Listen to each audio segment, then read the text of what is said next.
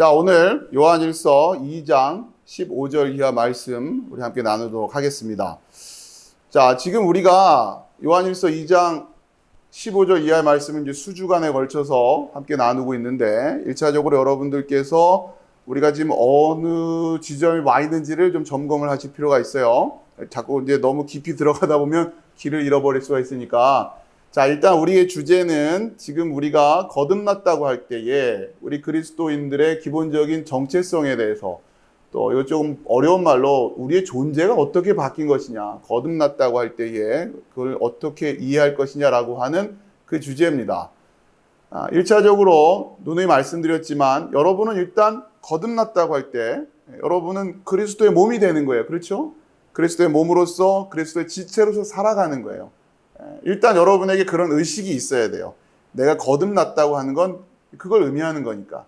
자, 그리고 좀 더 구체적으로 그러면 어떻게 살아가는 거냐? 그러니까 어떠한 모습으로 살아가냐라고 하는 것은 그리스도의 몸, 그렇죠?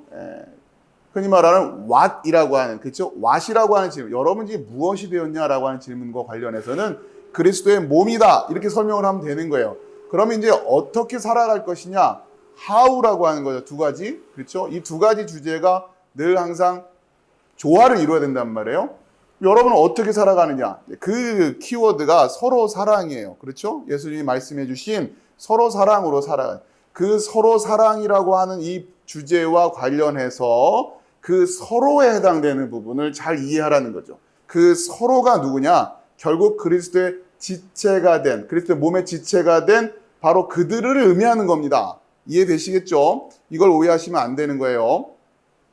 예수님께서 서로 사랑하라고 하셨을 때는 그 지체 간에, 그리고 우리가 세상을 사랑하는 방식은 또 다른 방식이 있어요. 그것을 혼동하시면 안 되는 거예요. 그러니까 이것부터 정리하지 않고 들어가면 그냥 기독교는 사랑의 종교 이러고 말아버린단 말이에요. 그렇게 구별이 안 되는 거예요. 똑같은 방식으로 사랑할 수가 없어요. 정확히 말하면 우리는 세상을 사랑하는 게 아니에요. 하나님이 세상을 사랑하시는 거예요. 정확히 이해되시죠? 우리가 세상을 사랑할 수는 없어요. 우리는 끊임없이 서로 사랑하면 되는 거예요. 그러면 하나님이 세상을 사랑하십니다. 어떻게? 독생자를 통해서 사랑하신단 말이에요. 하나님의 사랑조차도 우리가 생각하는 그런 무차별적이고 무조건적인 사랑이 아니란 말이에요. 하나님도 이러한 방식으로 사랑하셔서 독생자를 세상에 주셨고 그를 믿는 자들을 구원하심으로 세상을 사랑하시는 거지 그냥 다 사랑하시는 사랑이 아니란 말이에요. 여러분 이것을 먼저 잘 구별하실 필요가 있습니다. 자, 이제 그래서 결국 우리가 그 사랑을 이해해야 되는데 1차적으로 하나님이 세상을 사랑하시는 그 사랑을 먼저 이해해야 되는 거고, 근데 그리스도인이 되었다고 하는 것은 1차적으로 하나님이 세상을 사랑하시는 그 사랑을 이해한 겁니다. 먼저 그것을 깨달은 자들이 그리스도인이 되는 거기 때문에.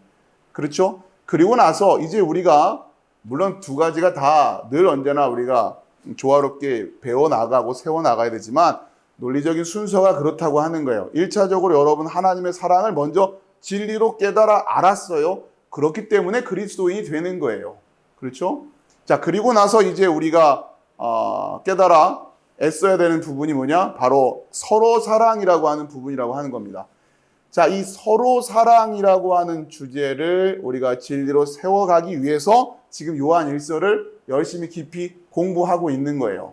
그러면서 사랑이라고 하는 이 개념, 이 용어를 어떻게 이해할 것이냐 할 때에 지금 2장 15절에도 그 말씀을 하시잖아요.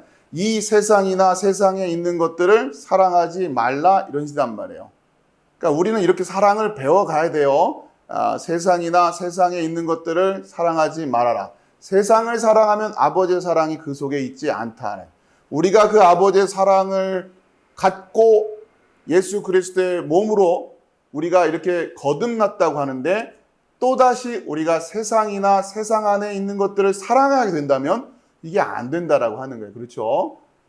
영적인 문제이기 때문에 여러분은 이 주제를 늘 깨어서 고민하고 있어야 돼요. 그렇죠? 묵상하고 있어야 되고 여기서 흘러 떠내려 가지 않을 수 있게끔 주의하고 있어야 된단 말이에요. 그러니까 이걸 알아야죠. 그렇죠? 지식적으로 여러분이 일단 알아야 된단 말이에요. 자, 그러면서 이제 세상이나 세상 안에 있는 것, 결국 이제 세상이라고 우리가 포괄적으로 이야기를 하는 거죠.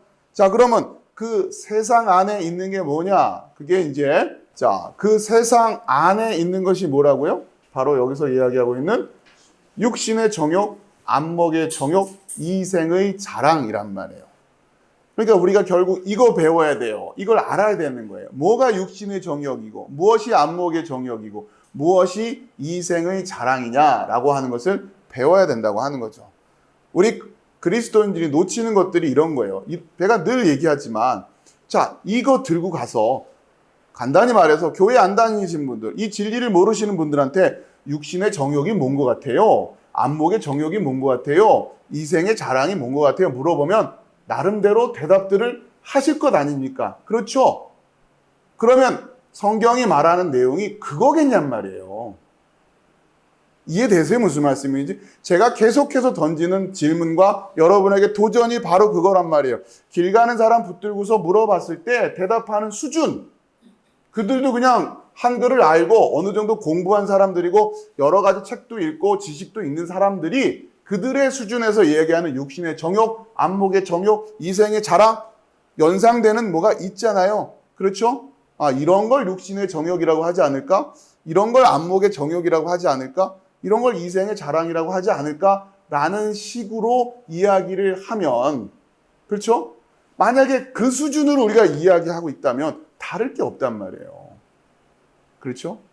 그러니까 우리는 다시 이 지점에서 말씀을 읽는다고 하는데, 말씀을 깨달았다고 하는데, 성경이 이야기하고 있는, 성경 안에서 이야기하고 있는 육신의 적용, 안목의 정욕, 이생의 자랑을 배워야 된단 말이에요. 그렇죠? 여러분 이거 가지고서 예전에 한참 그 유명했던 그 스님 누구예요? 해민 스님? 아, 이런 분한테 가서 여쭤보세요. 그분 대답 못할 것 같아요? 공부를 얼마나 하신 분인데. 스님들한테 가서 물어보라고요. 육신의 정욕이 뭔 것 같으세요, 스님? 안목의 정욕이 뭘까요? 이생의 자랑이 뭘까요? 아니, 그럼 나름대로 공부하는 스님들은 이 얘기를 못 하겠어요? 다 하는 거지. 이런 걸 육신의 정욕이라고 하는 겁니다. 이런 걸 안목의 정욕이라고 하는 겁니다. 그럴 거 아니냔 말이에요. 그러면 우리도 역시 그 수준으로 이해하고 있으면 되냐? 제가 여러분들한테 던지는 질문이 바로 그거예요. 과연 이 말씀을 전하는 저와 같은 설교자들도 이 주제를 생각처럼 진지하게 고민을 안 한단 말이에요. 그냥 자신이 알고 있는 상식적인 수준에서의 이야기들을 하는 거예요. 물론 어렸을 때부터 들어왔던 설교들, 설교집에서 읽었던 이야기들 이런 걸 통해서 배워왔겠지만 그 안엔 엄청나게 많은 가라지들이 섞여 있단 말이에요. 이 분별을 안 하려고 한다고 하는 거죠. 자, 그러면서 어떻게 결국은 이 성경이 우리에게 주어져 있는 성경이 번역을 한 성경이기 때문에 우리는 다시 한번 그 번역 이전의 그 문장으로 다가가 보려 하지 않으면 안 된다고 하는 거죠. 이 주장에 대해서 관심을 갖고 있는 분들이 참 드물어요. 그게 이 시대가 가지고 있는 무지예요. 미혹이고 게으름이고 공부하려 하지 않아요. 목회자들이 공부하려 하지 않아요. 왜요? 왜일까요? 어렵다고요?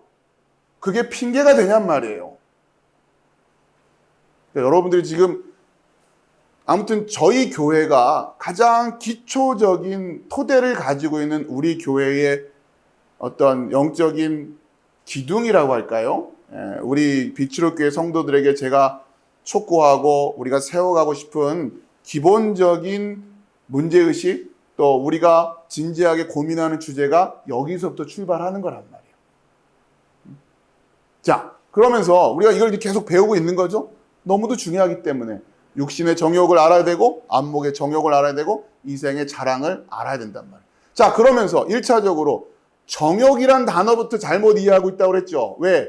정욕으로 번역해놔서 그래요. 정욕이 아니라 뭐라고요? 탐심이란 말. 그렇게 물론 탐심이란 말도 그렇게 일단은 번역이 된 말이니까 탐심이란 말도 뭐 완벽하다 말할 수는 없지만 어쨌든 정욕과는 좀 다르죠. 자, 그 탐심이란 말이 에피두미아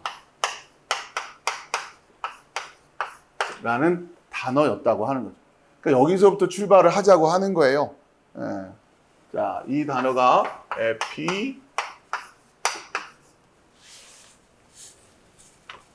에피두미아. 자, 그러면서 두미아란 단어하고 에피란 단어가 같이 붙어서 만들어진 단어인데 두미아란 단어는 두모스라고 하는 단어에서부터 되었고 이거는 간단히 말하면 에피는 위에라는 뜻으로 이해하시면 돼요. 그러니까 지금 두모스는 열심이라고 그랬죠? 열심이라는. 열심을 포장하고 있는 거예요. 그걸 에피두미아라고 한단 말이에요. 에피두미아 안에 들어가면 뭐가 있어요? 열심이 있는 거예요. 여기서부터 출발하는 겁니다. 그러나 그 열심이 어디로부터 온 열심이고 그 열심을 가지고 어떻게 쓰여지느냐가 이제 문제인 거예요. 우리가 그걸 볼 줄 알아야 이 탐심을 구별해낼 수 있게 된다고 하는 거죠. 그렇죠? 자, 그러면서 자, 우리가 이제 이 에피두미아를 이해하기 위해서는 이 탐심이라고 하는 의미를 조금 더 일반화해서 여러분이 이해하기 쉽게 변화를 해서 제가 말씀드렸어요. 그걸 뭐라고요? 내 것이 아닌 것을 내 것으로 하고자 하는 마음을 일단 탐심으로 여러분이 이해하자고 하는 거예요.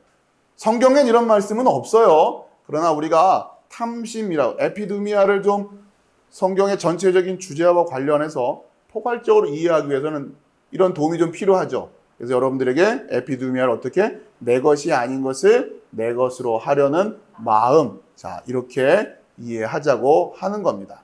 자, 그러면서 육신의 정욕이라고 하는 표현도 바로 그 육신의 정욕이라고 하는 표현도 결국 육신의 에피두미아라는 건데 요 의라고 하는 표현이 뭐라고요? 육신으로부터. 그렇죠? 이건 육신은 육이에요, 육. 우리의 싸움은 혈과 육이 아니요 할 때의 그 육. 그렇죠? 영이 아닌 육. 그 얘기를 하는 거란 말이에요. 더 말하면 세상. 우리가 하늘, 땅 이렇게 이야기할 때는 땅이 되겠죠. 그렇죠? 땅에 대한 것으로 이야기. 거기서부터 온, 육으로부터 온 그 정욕, 탐심, 네, 이렇게 된단 말이에요. 자, 이제 그러면서 육신의 정욕과 안목의 정욕과 이생의 자랑, 자, 이렇게 이야기를 하는 거죠. 자, 이거를 지금 우리가 지난 시간까지 정리를 한 거고 이 틀을 좀 잘 잡고 계시기 바랍니다. 자, 이제 로마서 7장 7절 이하의 이제 이 주제와 관련해서 지난 시간에 여기까지 설명을 했는데 그런즉 우리가 무슨 말 하리요 율법이 죄냐 그럴 수 없느니라 율법으로 말미암지 않고는 내가 죄를 알지 못하였으니 곧 율법이 탐내지 말라 하지 아니하였다면 내가 탐심을 알지 못하였으리라. 자, 그러면서 탐심이라고 하는 것과 뭐와 지금 연결을 가지고 있냐면 탐심이 지금 그냥 탐심만 이해할 수 있는 게 아니라 탐심과 함께 모두 이해해야 되냐면 율법이라고 하는 것도 알아야 되고, 그렇죠? 그 다음에 또 뭐가 있어요? 죄라고. 그렇죠? 탐심, 율법, 죄 이런 것들을 우리가 포괄적으로 이해해야 이 얘기가 지금 이해가 되는 거예요. 지금 무슨 상황이 벌어지고 있는 건지를. 자, 그러면서 잘 읽어보세요. 율법이 탐내지 말라 하지 아니하였더라면 내가 탐심을 알지 못하였으리라. 이건 지난 시간에 설명을 해드린 거고. 그러니까 결국 사도 바울이 율법 덕분에 탐심을 알게 되었다고 하는데, 자, 그것을 이렇게 설명을 해드렸죠. 그러니까 탐심이라고 하는 것은 내 것이 아닌 것을 내 것으로 하려는 마음인데, 율법으로 말미암아 탐심을 알았다고 하는, 여기서부터 굉장히 미묘한 어려운 상황이 돼요. 이걸 잘 이해하셔야 되는 거예요.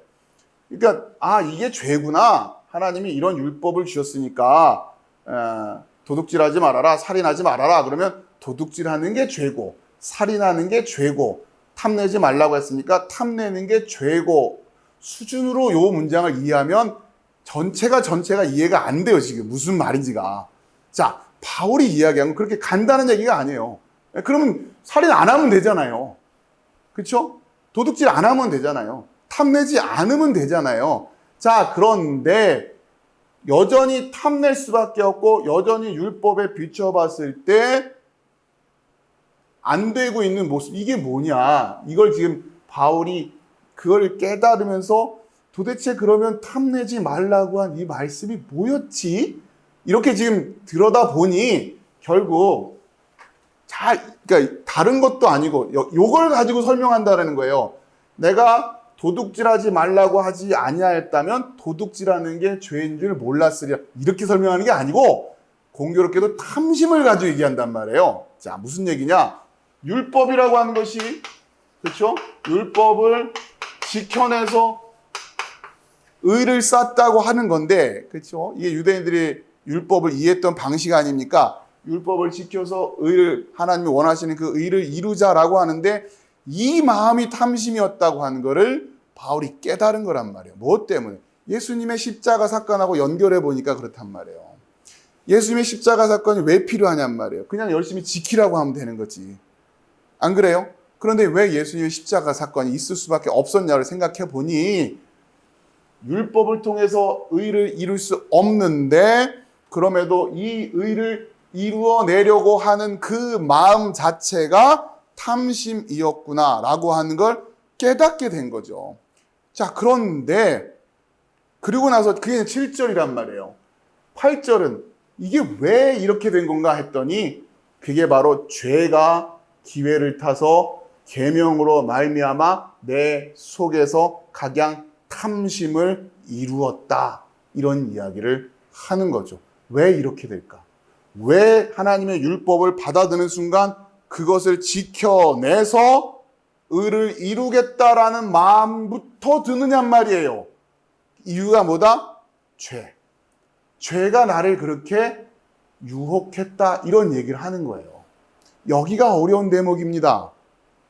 결국 로마서 7장 7절, 8절을 어떻게 해석하느냐가 물론 다르게 해석할 수도 있어요. 그건 뭐 제가 쫓아다니면서 다 말릴 수 없죠. 그러나 이 부분에 대한 해석이 결국 예수님 십자가 사건에 대한 의미를 이해하는데 가장 핵심적인 구절이 되는 거예요. 그리고 탐심을 어떻게 이해할 것이냐, 율법과의 관계를 어떻게 이야기할 것이냐, 모든 핵심적인 깨달음이 여기 있다고 해도 과언이 아니다. 굉장히 중요합니다. 그 역설을 여러분이 잘 이해해낼 수 있어야 돼요.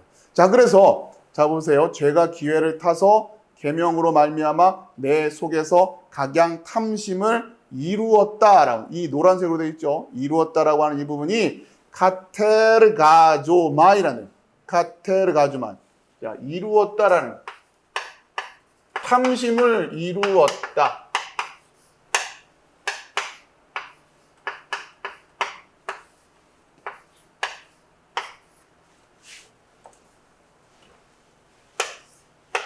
가조마이. 자, 카테르 가조마이라는 단어가, 자, 이루었다라는 게, 자, 우선은 여기 에르가조마이라고 하는 단어가 뭐냐면, 자, 이 카테르, 이거는 무엇을 따라라는 의미고, 무엇을 따라. 에르가조마이라고 하는 단어는 뭔가 힘을 써서 일을 해서 열심을 내서 그런 의미예요, 지금. 그러니까 율법이, 그러니까 죄가 계명으로 말미암아 탐심을 이루어내는 방식이 어떻게 된다고요? 열심을 내서요. 에르가조마이, 일을 해서, 그렇죠? 이 에르가조마이라는 게 우리 영어로 에너지라고 하잖아요. 에너지. 그런 단어가 이런 데서 지금 파생이 된 거라. 에르가조마이. 그러니까 지금 잘 이해하셔야 될 게, 그럼 자, 조심할 거는 여기서 하나 더 이해하셔야 될 게 뭐냐면, 그래서 결국 죄가 내 안에 탐심을 이뤘단 말이에요. 그래서 그걸 때문에 그것으로 가지고서 내가 무언가를 열심을 내려고 하는, 그렇게 되더라는 거예요. 지금 사도 바울이 내 안에 그 탐심 때문에 내가 하나님의 율법을 받아드는 순간 그렇게 탐심을 부리더라. 그렇죠? 내 힘을 가지고 내가 율법을 지켜내서 의를 이룰 수 없는데 내 안에 무엇이 있으니까? 탐심이 있으니까 그렇게 해서 지켜내려고 하더라라고 하는 거란 말이에요. 자, 그 다음에 하나를 더 보셔야 되는데 이 탐심을 이루었다라고 하는 이야기를 어떻게 이야기할 거냐? 자, 그러면서 결국 죄 역시 탐심을 이루게 되는데 이게 무슨 얘기냐면, 자, 여러분 이런 거예요. 죄가 탐심을 이뤘다. 이게 무슨 얘기냐면,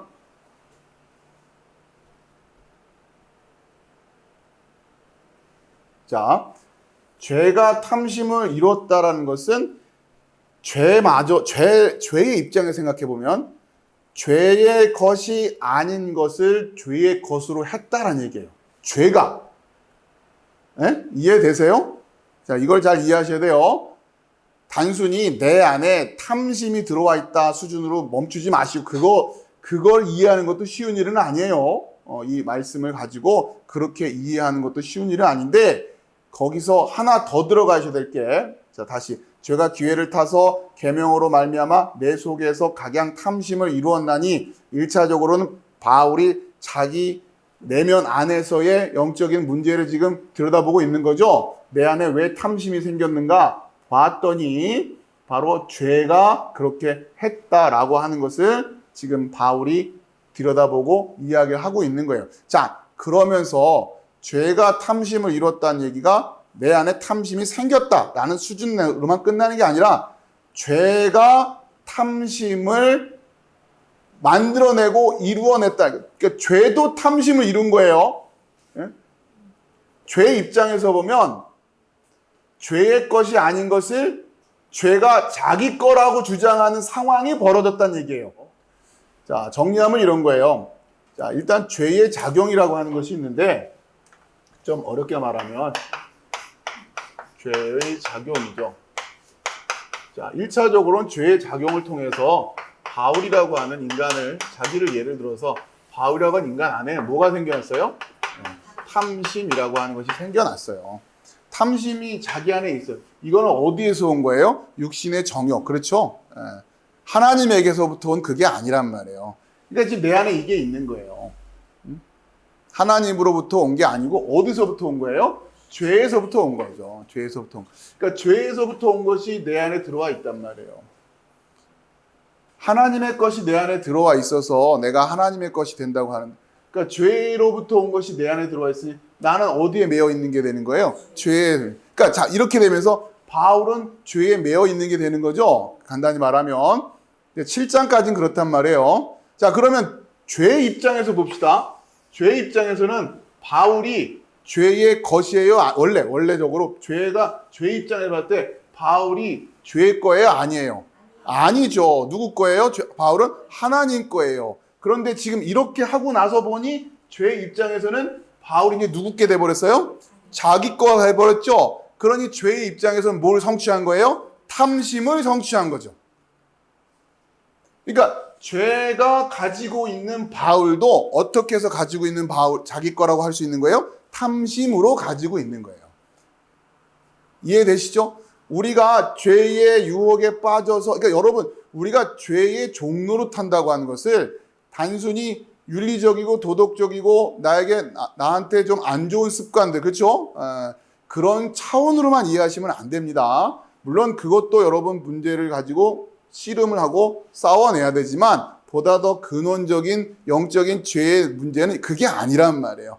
죄의 종로로 탄다, 죄에 매여 있다, 마귀의 자녀다, 저 마귀 자식 이런 얘기하는데 그게 단순히 뭐 이렇게 불량스러운 이런 차원의 얘기가 아니라 그것은 드러나는 현상인 거죠. 그 뿌리를 볼 줄 알아야 돼요. 죄의 뿌리를 볼 줄, 이게 좀 더 중요한 거니까. 자, 그렇기 때문에 지금 이렇게 해서 바울이 이 탐심 때문에 이제 바울은 누구의 것이 되었다? 죄의 것이 되었다라고 하는 거예요.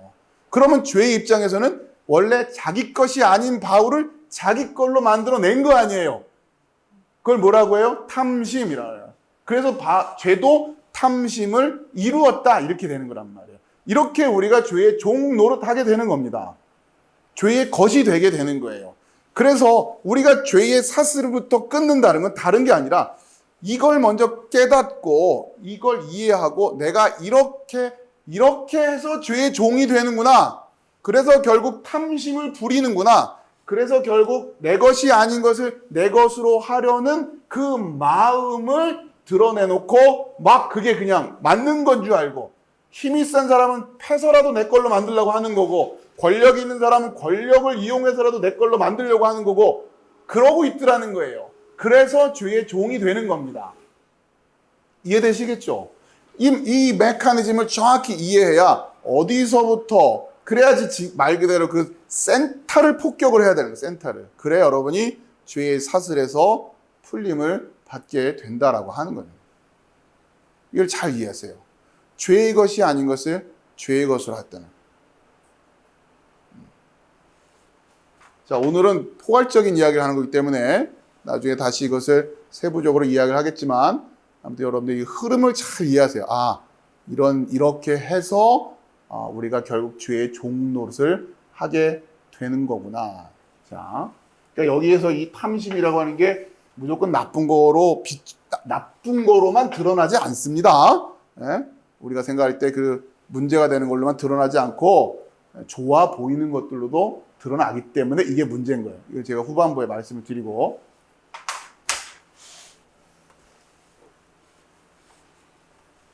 자, 그럼 보다 구체적으로 죄가 자기 것이 아닌 것을 자기 것으로 한 게 뭐냐. 자, 죄가 이룬 탐심의 정체, 이 말에, 그러니까 죄가 자기 게 아닌 걸 자기 걸로 하는 그 메커니즘을 여러분이 잘 이해하시라는 거예요. 자, 이런 겁니다. 하나님과, 이 그림 보시면 하나님과 인간 사이에, 그렇죠? 우리 인간이 하나님께 나아가기 위해서, 그렇죠? 이 나아가기 위해서 가운데 이 부분, 자, 이 부분을 성경은 무슨 이야기를 하냐면 이 가운데 있을 분은 예수 그리스도 말고는 없다라는 거예요. 아시겠어요? 네. 자, 디모데전서 2장 5절인데 이거는 성경을 한번 가서 찾아보세요. 같이 그 주변을 또 봐야 되니까. 디모데 전서 2장 5절.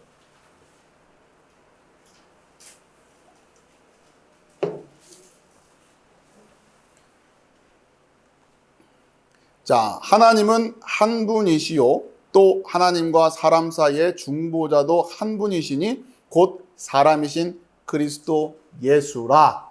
그렇죠? 하나님과 사람 사이의 중보자는 누구뿐이에요?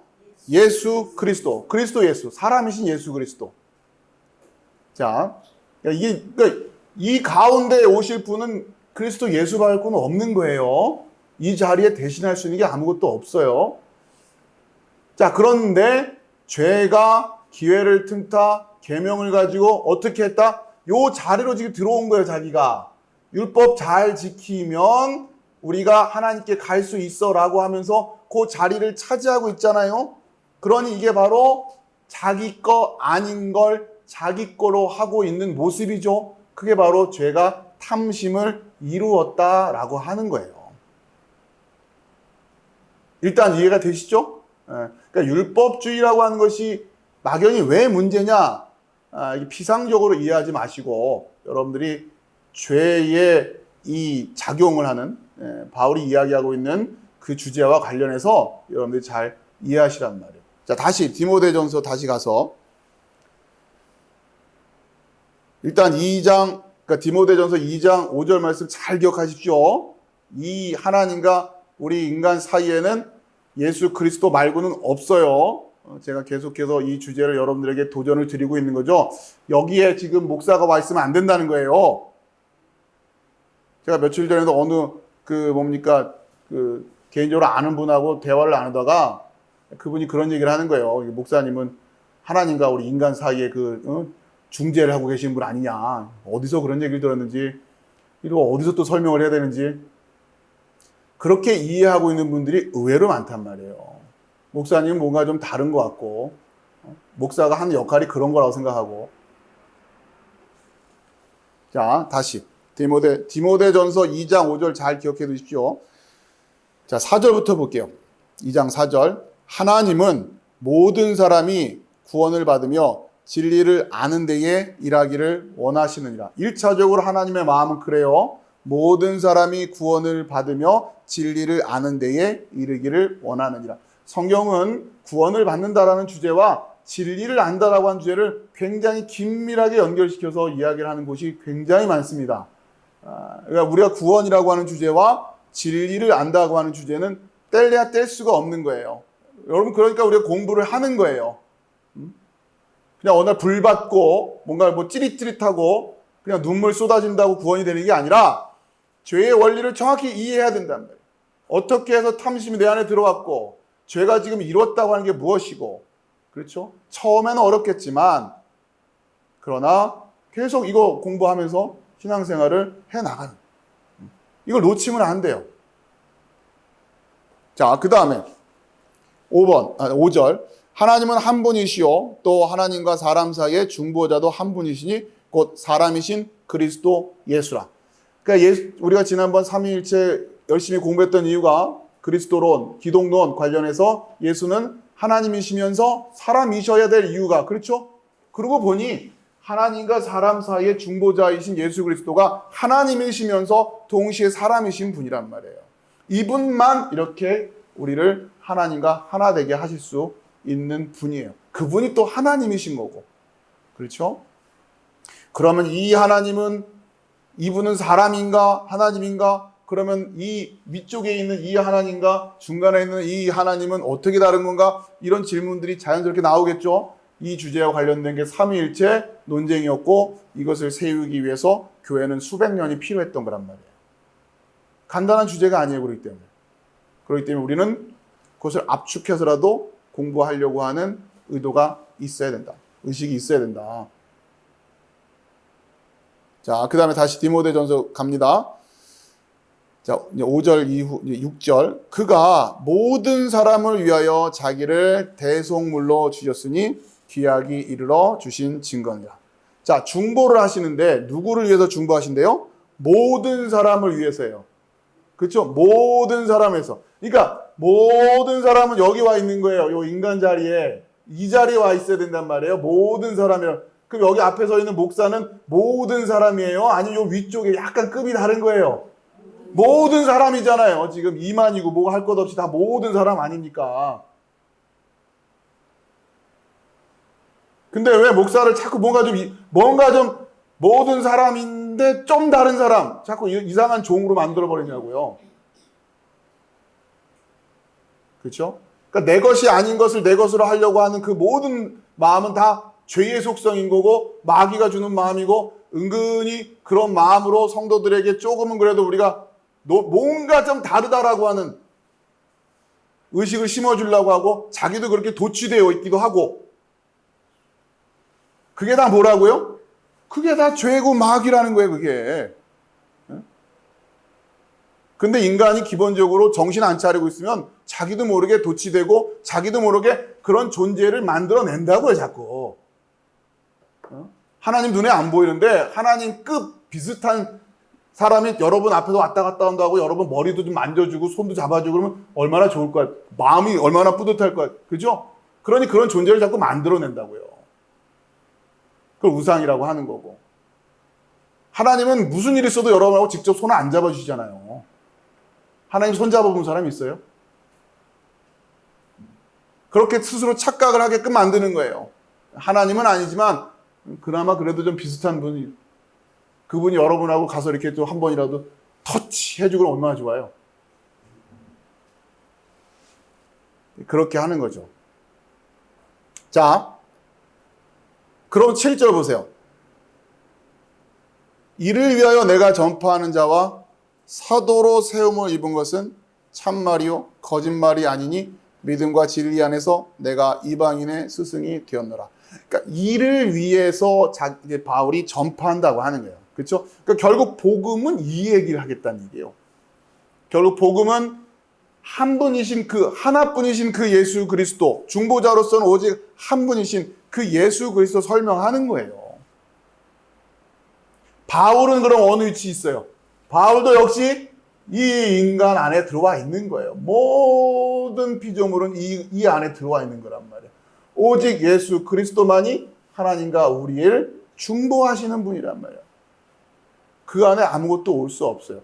비슷하게 흉내 내려고 하는 모든 것들은 다 어디서 온 거겠어요? 세상에서 온 거란 말이에요. 그것이 에피두니아라고 하는 거예요.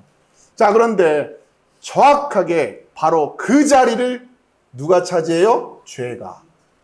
뭘 가지고? 율법을 가지고 하더라는 거예요. 바울이 지금 깨달은 게 죄가, 이 율법은 또 누구 거예요? 예? 이 율법은 누구 거냐고요? 예? 여기 와서 여러분들이 율법은 누구 겁니까? 율법은 어디서부터 온 거예요? 하나님으로부터 온 거 아닙니까? 그렇죠? 자기 것도 아닌 것 가지고서 또 죄가 자기 것이냐 해가지고 아무튼 죄는 지가 가지고 있는 건 아무것도 없어요. 율법도 하나님의 것이에요. 자, 그러니 율법이 문제는 아닌 거예요. 왜? 하나님의 것을 자기가 편취해서 자기식으로 쓰니까 문제인 거지. 그쵸? 율법도 원래는 하나님의 것이었기 때문에 하나님의 방법으로 사용될 때 하나님의 의도를 가지고 사용되어야 되는 것을 지금 이 율법을 가지고 죄가 기회를 틈타 탐심을 이루는 데 써먹더라는 거죠. 바울이 깨달은 건 뭐냐? 율법으로는 죄를 알아내는 거예요. 그래서 율법을 보는 순간 죄의 작용이 느껴지는 거고, 죄의 율법을 통해서는 나의 부족한, 뭐요? 우리는 이 자리이기 때문에 하나님의 은혜 아니고는 하나님과 하나 될 수 있는 방법이 없다고 하는 것을 뭘 가지고 깨달아라? 율법을 가지고 깨달아라. 그 얘기를 바울이 하는 거란 말이에요. 그런데 교묘하게 죄가 그걸 가지고 잘 지켜내 쪽으로 가는 거죠. 자, 조심하실 게, 그럼 율법이 필요 없는 거냐? 그게 아닙니다. 이거는 여러분들이 오해하시면 안 돼요. 그건 또 여러분 이것이 잘 세워지고 나서 후반 다시 그 주제는 설명을 좀 드릴게요. 자, 이 복잡하고 미묘한 요 부분을 여러분이 잘 이해하고 계셔야 됩니다.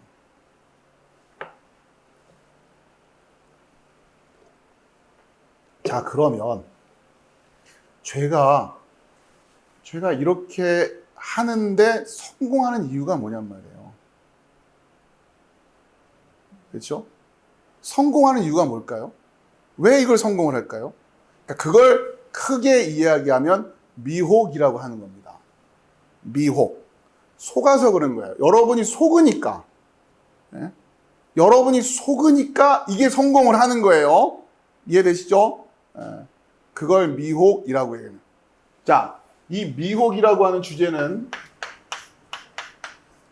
이것 역시 다양한 모습으로 나타납니다. 1차적으로는 그러니까 우리가 미혹이라고 하는 것은 속았다라는 의미로 이해가 되는데 1차적으로는 일단 무지도 미혹의 종류예요. 몰라요. 아무것도 몰라요. 그냥.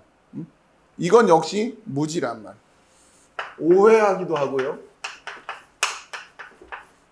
왜곡하기도 하고요. 그렇죠? 또 다른 걸로 대체를 하기도 하고요. 아무튼 여러 가지 유형의 미혹이 있어요. 이것도 이제 하나씩 우리가 배워 가야겠죠. 우선 포괄적으로는 미혹이라고 이야기하는 거예요.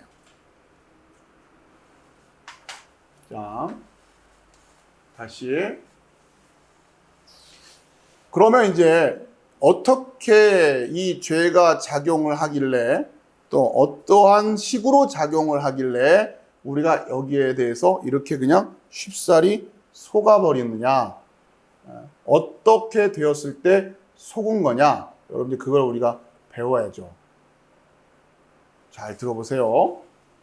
1차적으로 지금 탐심이라는 주제는, 자, 탐심이라는 주제는 크게 말하면 소유와 관련된 주제입니다. 내 것이라고 하는 것을 이야기하는 거예요. 내 것. 자, 그러면 내 것이 되었다라고 하는, 전에도 말씀드렸죠? 내 것이라고 하는 그러니까 내 것이 되는 방법, 간단히 말해서 여러분의 것이 되는 방법, 그것이 두 가지가 있다고 그랬죠? 하나는 탐심으로 두 번째는 은혜로.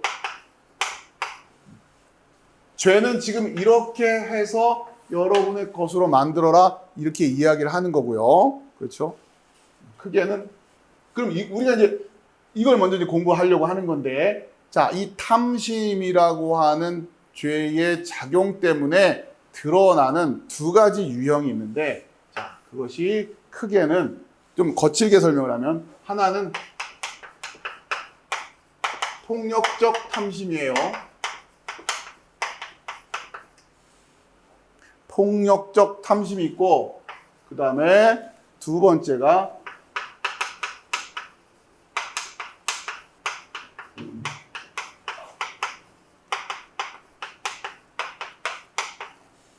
이렇게 있어요. 그러니까 여러분들 지금까지 배워온 그 개념을 가지고 설명드리려고 하는 거예요. 폭력적 탐심이라고 하는 것은 이건 굉장히 저차원적인 탐심이에요. 힘 있는 사람이 뺏어오는 거, 권력 있는 사람이 뺏어오는 거, 그래서 자기 걸로 만들어버리는 거. 이해되시죠? 그렇게 해서 내 것을 만들게 또 해요, 죄는. 그냥 이 수준의 탐심으로 컨트롤되는 사람들이 되게 많거든요. 세상에는 죄가 요 정도 수준으로 컨트롤해도 되는 사람들이 너무 많기 때문에 그냥 줘서 주먹질해서 뺏어오거나, 예?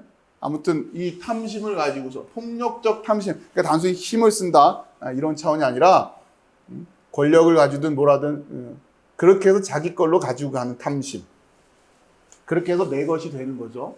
자, 그 다음에 우리가 가장 그래도 그나마 우리 크리스찬이라고 하는 사람들의 입장에서는 분별하고 있어야 될 게 바로 이 바리새주의적 탐심이에요. 이렇게 해서 내 것이 되게 하려고 하는 거. 자, 이걸 예수님도 여기에 굉장히 주목을 하셨단 말이에요. 자, 두 가지를 잘 이해하시면 폭력적 탐심이라고 하는 이 측면에서는, 자, 물리적인 차원에서 내 것을 가지고 오는 대신에 이들은 뭘 못 갖고 오냐면 소위 말하는 세상의 존경은 이런 유형의 탐심은 자기 걸로 못 갖고 와요. 그러니까 어디에만 그냥 만족하는 거예요? 물질을 내 걸로 만들어낸데 수준에서 만족을 하는 거예요. 그냥 이 정도 수준의 탐심을 부리는 사람들은 세상의 존경이 뭘 필요해? 밥 먹여줘? 이러면서. 자, 그러면 짐작하시겠지만 두 번째 유형의 탐심은 바로 뭘 가져오려고 한다? 바로 이 세상의 존경을 가져오려고 하는 거예요.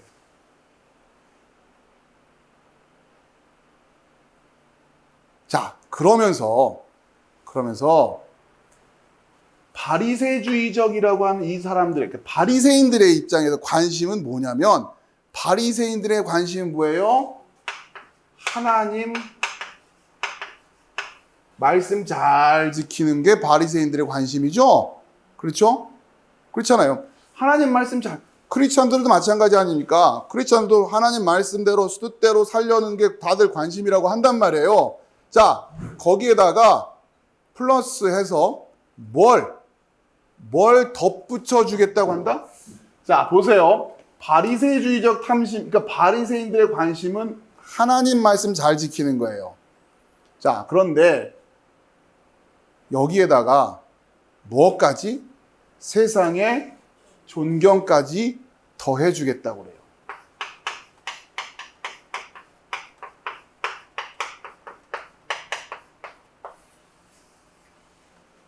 자, 여기서부터 미혹에 빠져 들어가는 거죠. 자, 일단 여러분, 우리는 세상의 존경을 받아야 되나요? 세상의 존경에는 관심이 없나요? 세상의 존경에는 관심이 없어요. 물론 세상에 비난을 받아라 그런 얘기도 아니에요. 무슨 말씀인지 알겠죠? 세상의 존경이라 할지라도 그건 어디서부터예요? 세상의 존경이잖아요. 말 그대로. 여기에 왜 이렇게 교회들이 목을 매냐고요. 에? 왜 그렇게 세상 사람들한테 좋은 평판을 받으려고 하냔 말이에요. 물론 사이코패스 같은 신앙생활 하라는 얘기가 아니라 우리는 이걸 초월해 있는 거란 말이에요. 이걸 초월해 있다고요. 자, 그러니까 저 두 가지를, 그러니까 지금 자 이런 거예요. 이걸 같이 이해하셔야 돼요. 같이. 자, 죄는 이 자리를 차지하고 있죠. 이 자리를 차지하고 있어요. 그러면 이 자리를 차지하기 위해서는 율법을 지켜냄으로 말미암아, 자 보세요. 율법을 지켜냄으로 말미암아 뭐를 지금 가져올 수 있다라고 이야기하는 거예요? 의죠. 그렇죠? 의를 가져올 수 죄가 우리를 유혹하는 메커니즘이 이거밖에는 없는 거예요. 율법 잘 지켜서 의를 쌓아라. 이게 가장 어떻게 보면은 아주 미묘한 미혹이라고 그랬죠. 율법 잘 지켜서 의를 쌓아라. 자, 그러면 내가 그 다음에 율법을 잘 지켜서 내가 의를 쌓았는지 안 쌓았는지를 하나님한테 평가를 받아야 됩니까? 세상한테 평가를 받아야 됩니까? 논리적으로 따지면 원래 하나님한테 평가를 받아야 되잖아요. 그렇잖아요. 하나님한테 지금 의를 쌓아놓고서 하나님 괜찮나요? 이만하면 됐나요? 그래야 되는데 어떻게 되는 거예요? 자, 로마서에 뭐라 그래요? 모든 사람이 죄를 범하였음에 하나님의 영광에 이르지 못하더니. 그러니까 하나님한테 가는 족족 뭐가 돼요? 실패가 되는 거죠. 그러니 죄가 어디를 끌고 가겠어요? 하나님으로부터 평가를 받으러 가면 안 돼요. 그러니 내가 제대로 율법 잘 지키고 있구나라고 하는 걸 누굴 통해서 확인하려고 하느냐? 세상이 주는 존경을 통해서 내가 하나님 말씀 잘 지키고 있구나를 확인하는 쪽으로 죄가 끌고 가는 거예요. 그래서 내가 세상의 존경을 받고 있으면 하나님 말씀대로 잘 살고 있다라고 생각하게 만든단 말이에요. 그러면 이들은 왜, 이 바리새이주의적 탐심을 가진 자들은 왜 하나님의 앞에 와서 의를 체크하지 않고 왜 세상이 주는 존경을 가지고 의를 체크하려고 할까요? 너희가 세상 것이니까. 이들이 바로 세상 거라고요. 이들이 죄의 종이라고요.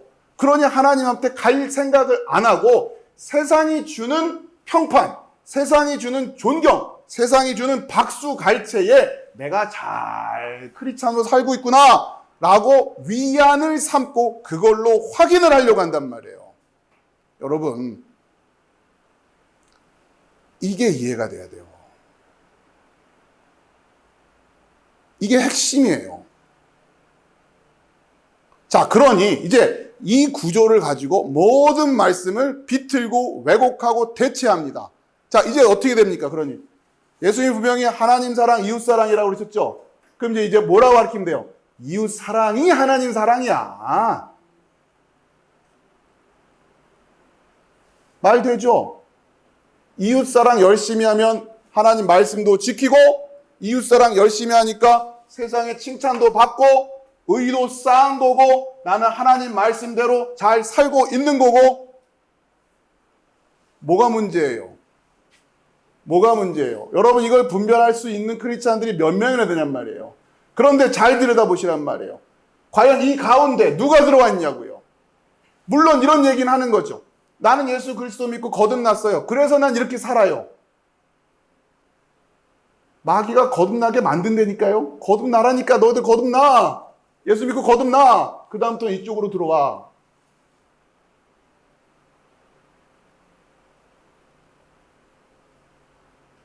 그게 거듭난 거 맞냔 말이에요. 네? 그게 거듭난 게 맞냐고요. 아, 오늘도 눈물 흘리고 예수 믿고 구원받았다고 고백하고 있구나. 죄가 슬근슬근 찾아오는 거죠. 자, 하나님 잘 믿고 싶지? 네. 하나님 말씀대로 살아야겠지? 네.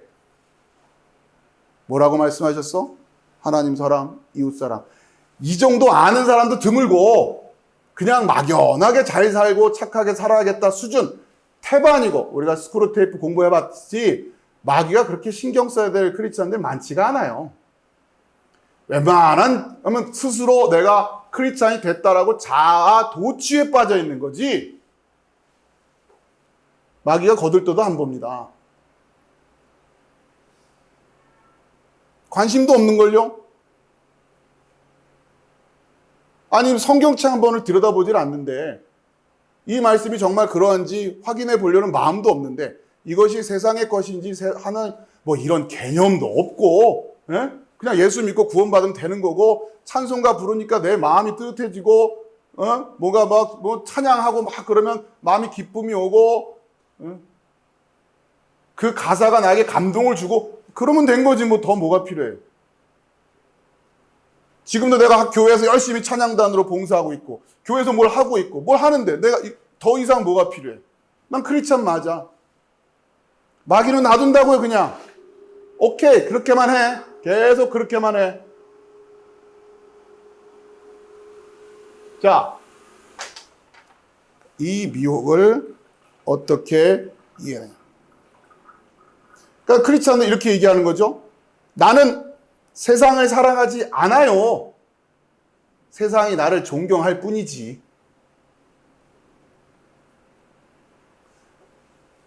예수님의 사역을 잘 들여다보시란 말이에요. 예수님은 세상의 추종과 세상의 존경심으로부터 스스로를 자꾸 피하신다고요. 사역을 하시면서 의도적으로 세상을 피하세요. 예수님의 목적이 그게 아니었기 때문에. 다른 사람들도 아니고 예수님의 표적과 기사를 소문을 듣고 물려온 사람들이에요. 그럼 한 명이라도 더 고쳐주셔야죠. 한 명이라도 더 위로를 주셔야죠. 왜 피하시냔 말이에요. 예수님의 사역의 목적이 그런 게 있는 게 아니었기 때문이란 말이에요. 자, 그러면서 결국 자, 이러한 자들이 십자가를 어떻게 설명하느냐? 십자가가 뭐냐? 자, 이것을 조금 조직신학적으로 어떻게 이야기를 하느냐면 도덕적 감화설 이렇게 얘기합니다. 도덕적 감화설. 조직신학에서 얘기하는 십자가의 사건의 의미를 평가할 때 도덕적 감화설. 나중에 또 배울 거예요. 한번 들어두세요. 도덕적 감화설. 예수님은 십자가에서 도대체 무엇을 하신 것일까? 예수님처럼 그렇게 살아내라 라고 하는 모범적인 삶의 모습을 보여준 것이지 십자가의 대속이고 피 흘림이고 이런 개념은 그렇게까지 가열찬 삶을 살아내신 거죠. 그렇게 이해하는 거예요. 그러니 예수님은 누가 봤을 때는 소신을 끝까지 굽히지 않은 혁명가고, 그렇죠? 너무나도 헌신적인 사회사업가였고, 그렇죠? 이렇게 비춰지는 거예요. 그러니 누구는 예수님을 붙들고서 혁명하겠다고 하는 거고, 누구는 예수 붙들고 그냥 불쌍한 이웃들 돌보자고 하는 거고.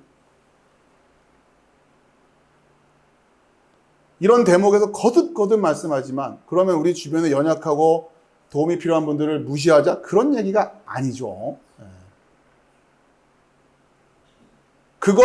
이걸로 이해하고 있으면 안 된다는 얘기를 하는 거예요. 자,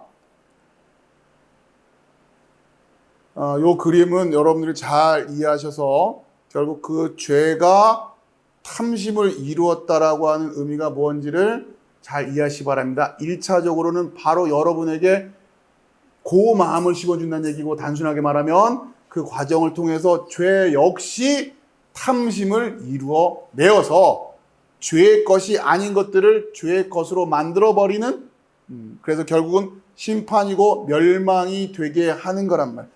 그렇게 해서 죄의 것이 되는 순간 여러분들은 심판 때에 그 심판을 피할 수가 없다라고 하는 거예요. 자, 그래서 자, 이게 지금 육신의 정욕.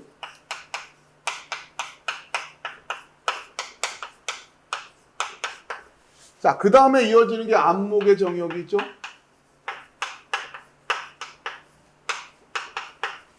자, 육신의 정욕이라고 하는 이 메커니즘을 설명하기 위해서 여기 시간을 꽤 많이 드린 거고, 자, 아무튼 이걸 잘 이해하시면 나머지도 그렇게 어렵진 않아요.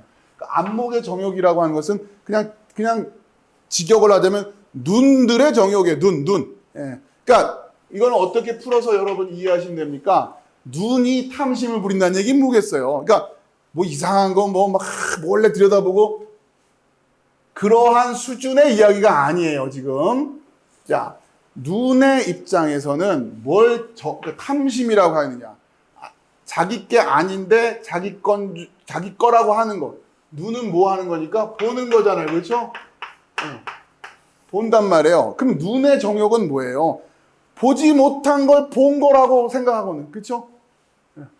그렇게 착각하고 있는 거. 그렇게 또 봤다라고 하는 거.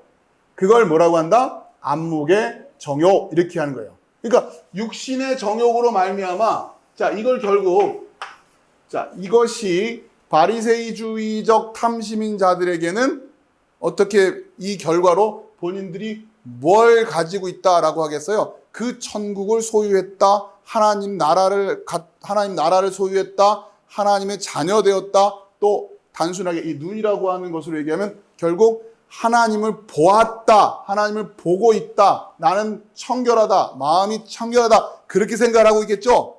여러분 생각해 보세요. 그렇게 세상에 칭찬을 받는 사람이 마음이 청결한 자는 바로 그 사람이 해당되는 것 같아 보이지 않아요? 여러분 생각할 때 그렇지 않아요? 정말 사심 없고. 그러니 바로 그 눈이 보지 못하고 있는 걸 보고 있는 줄 착각하고 있는 거죠. 그걸 바로 안목의 정욕이라고 하는 거란 말이에요.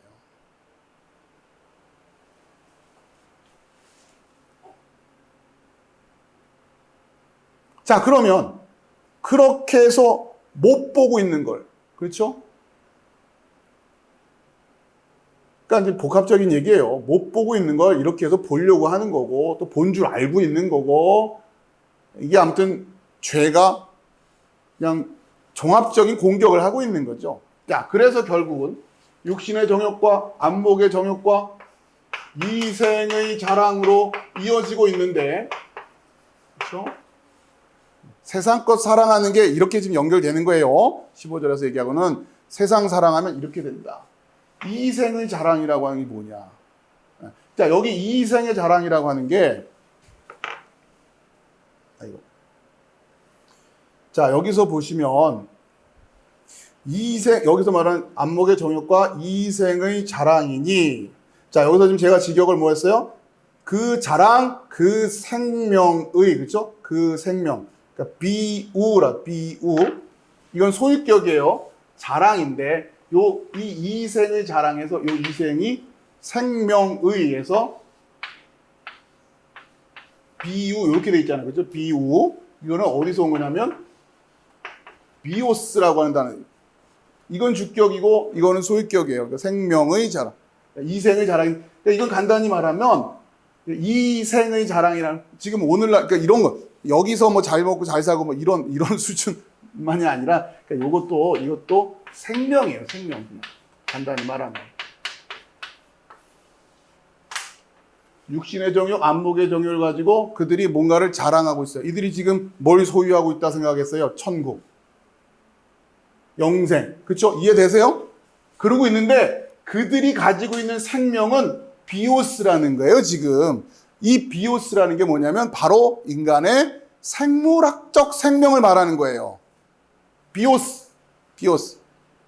우리가 바이오 산업 이런 얘기 하죠? 바이오 산업. 그럴 때 우리가 생명공학 이런단 말이에요. 그럴 때도 다 이 단어가 쓰는 비오스. 우리가 말하는 성경에서 말하는 영원한 생명이라고 할 때는 조에라는 단어가 쓰네요. 조에. 여기서 말하는 이 생명이 영원한 생명과 관련된 그 이야기를 할 때 쓰이는 개념이고, 여기서 말하는 이 비오스라고 하는 것은 말 그대로 모든 생물들이 가지고 있는 그 생명인데, 지금 우리가 가지고 있는 이 생명, 그렇죠? 다 비오스는 가지고 있잖아요. 다 살아있는 사람들은. 그걸 자랑하고 있는 거예요. 그걸 영생을 얻었다라고 생각하니까. 그러니까 그렇게 해가지고 나는 하나님 자녀고 하나님 자녀로 잘 살아가고 있고 천국을 소유하고 있고 그런데 그러면서 자랑하고 있는 게 결국 무슨 수준인 거예요? 모르죠. 본인은 영생을 가졌다고 생각하겠죠. 예수 믿고 구원 받았으니까. 그런데 무슨 자랑하고 있다? 생명, 비오스 자랑하고 있는 거예요. 비오스.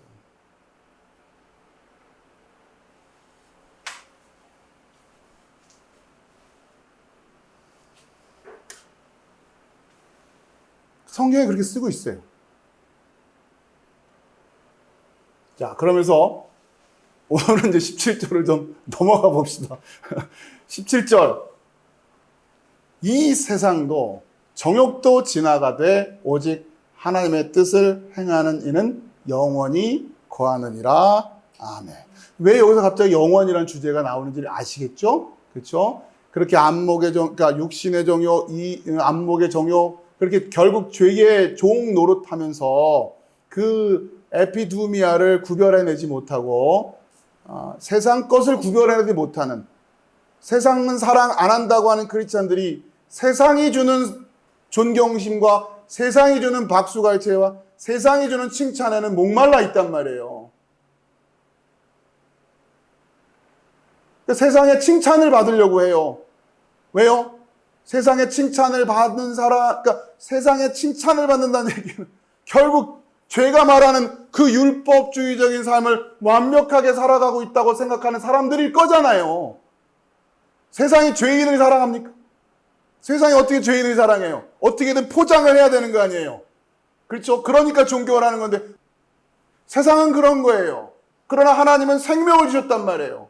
하나님한테 나오지 않고 세상이 주는 박수갈채를 받고 있다 보니 비오스였단 말이에요. 비오스. 어느 날 자기가 그렇게 떨어져서 그럴 줄 어떻게 알았냐고요. 지금 여태까지 그런 권세를 누리면서 존경을 받으면서 살아갔는데 들춰보니 아니었잖아요. 진짜 생명은 예수님 안에밖에 없는 거예요. 그리고 그 죄를 같이 감싸 안아주면서 서로 사랑할 수 있는 공동체는 교회밖에 없다고요. 원리적으로 그렇다는 얘기예요. 진짜 교회가 그것을 해내느냐는 다른 얘기고, 워낙에 지금 이 시대 교회들이 엉망이니까 이 개념도 모르니 서로 사랑이라는 진리가 서 있는 교회를 어떻게 찾아낼 수 있는, 진리도 이것도 모르는데, 그러니까 동성애 문제 하나만 터져도 막 정신을 못 차리는 거죠. 어떻게 할 거예요, 동성애자들은? 다 내쳐버려요, 그냥?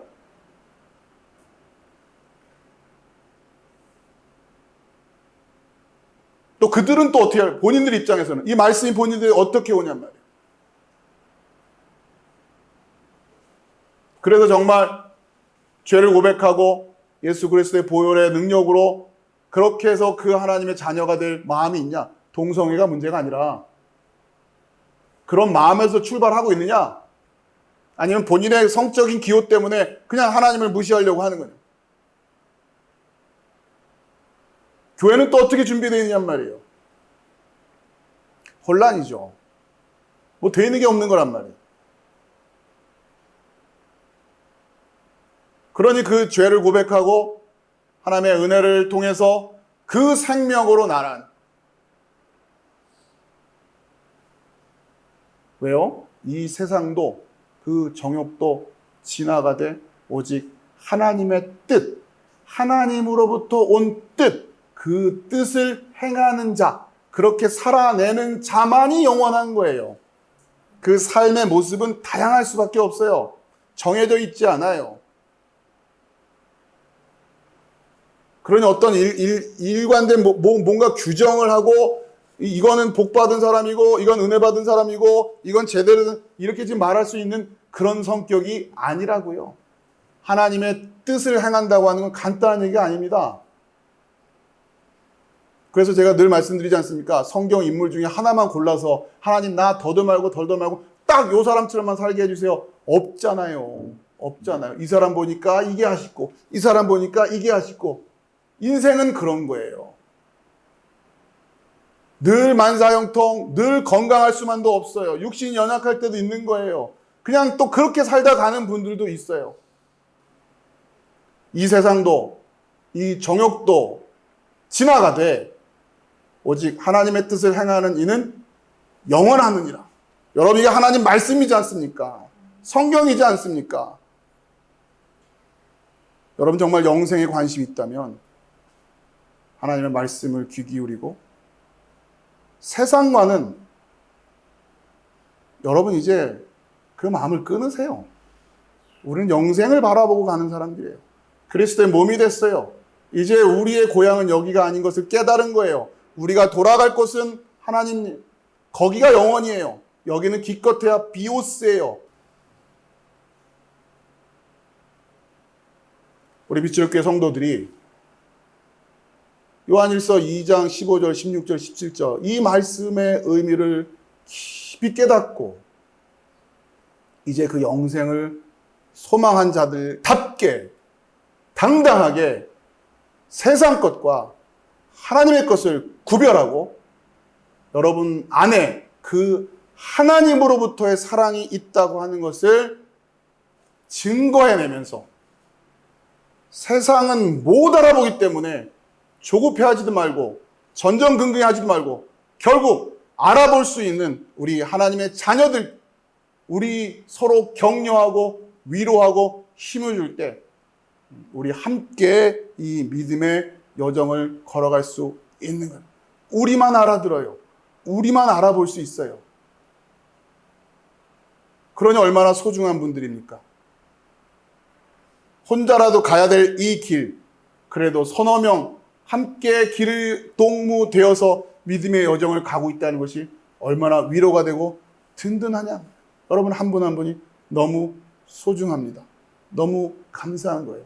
제 마음은 그래서 혹여라도 여러분 한 분이라도 놓칠까봐, 여러분 한 분이라도 그나마 이 자리까지 나온 게 어딘데, 관심도 없는 사람들이 부지기수인데 그래도 이 말씀 듣겠다고, 이 어려운 말씀 듣겠다고 때로는 책망도 들어가면서 여기 앉아 계신 여러분 한 분 한 분이 너무 소망스럽고 너무 귀하기 때문에 또 저는 이렇게 소리를 높여서 여러분의 진리의 말씀을 전할 수밖에 없다고 하는, 그리고 이것이 제가 여러분을 사랑하는 방법이라고 하는, 여러분이 마음에 새겨주시고 또 우리 빛줄교회 성도 안에 서로 사랑의 마음이 넘쳐날 수 있는, 정말 그 하나님으로부터 온 그 사랑으로 되어져서 이 모든 영혼들을 품음에도 남음이 있는 그 넉넉한 사랑의 공동체로서의 교회로 서 갈 수 있기를 간절히 소망합니다. 마치겠습니다. 기도합시다.